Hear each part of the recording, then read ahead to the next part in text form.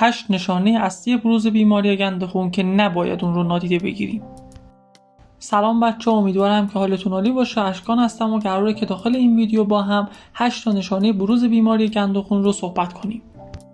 این نشانه ها اکثرا نشانه هایی هستن که مردم بهشون بی‌توجهن و ما باید زمانی که این نشانه ها رو توی بدن خودمون یا دوستان و اطرافیانمون دیدیم حتما به پزشک مراجعه بکنیم. خب بچه ها، اولین نشانه افزایش تشنج و سردرده. تغییرات در سطح گند خون میتونه که باعث تغییرات روانشناختی بشه و در نتیجه اون تشنج‌ها و سردردها خیلی بیشتر میشه و افزایش پیدا میکنه. پس اگر که سردردهای خیلی شدیدی داریم احتمال داره که به خاطر گند خون ما باشه.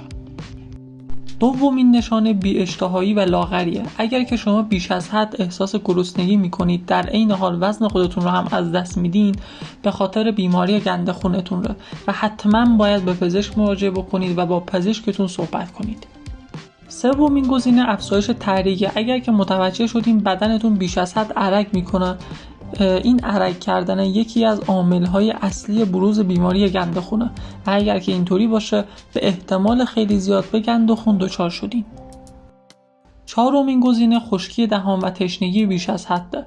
افزایش گند خون باعث تشنگی زیاد و خشکی دهان میشه. اگر این علائم رو تجربه میکنید حتما بهتر که با پزشک خودتون مشورت کنید.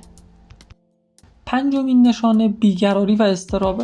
تغییرات در سطح خون میتونه که باعث افزایش سطح استرس در بدن بشه و روی وضعیت روحی تاثیر بذاره و در نتیجه اون اضطراب و بیقراری میاره. ششمین نشانه کاهش تمرکز و کارایی. بیماری گند خون میتونه که تمرکز و توانایی کارایی شما رو کاهش بده و اگر این تغییرات رو تجربه میکنید حتما باید با پزشک مشاور خودتون صحبت کنید. هفتمین نشانه بروز خستگی و خواب‌آلودگیه. افزایش گند خون میتونه باعث خستگی زیاد، خواب‌آلودگی و انرژی کم بشه. اگر توی همین حالت قرار داریم بهتره که حتما با پزشک خودتون صحبت بکنید. خب بچه‌ها، میرسیم به آخرین نشانه و اصلی ترین نشانه بیماری گند خون. زخم‌های بهبود ناپذیر و التهابات بالا بودن سطح گند خون میتونه باعث کاهش قدرت بهبود زخم‌ها و درمان التهابات بشه و اگر زخم‌هایی توی بدنتون وجود داره که بهبود پیدا نمی‌کنه و بهتر نمیشه حتما باید با پزشک خودتون صحبت بکنید.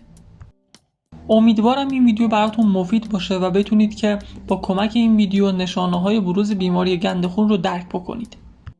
اما باید تاکید بکنم که هیچ تشخیصی بدون مشاوره و معاینه پزشکی صحیح نیست. بنابراین اگر که شما یا عزیزانتون با هر یک از این نشانه‌ها مواجه شدین بهتره که فوراً به پزشک خودتون مراجعه بکنید. خیلی ممنون که تا اینجای ویدیو با من همراه بودین. حتما کانال من رو ساب بکنید و زنگوله رو بزنید و اگر که هر نظری داشتین داخل بخش کامنت ها برای من بنویسید.